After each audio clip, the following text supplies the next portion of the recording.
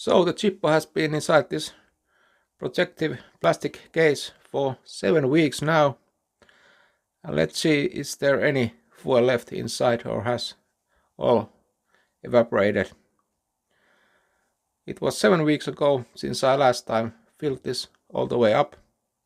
And I've been using this ZIPPO for 2 to 4 times per week for lighting up the sauna stove, for example.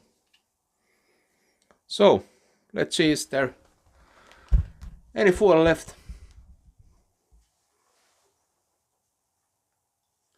Got a little bit of this birch bark, which I try to light up. Well, at least it smells like gasoline.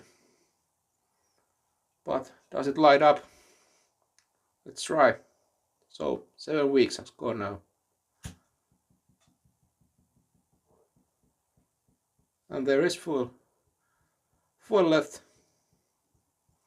So this case is almost like airtight. The original ZIPPO has never kept the fuel this long.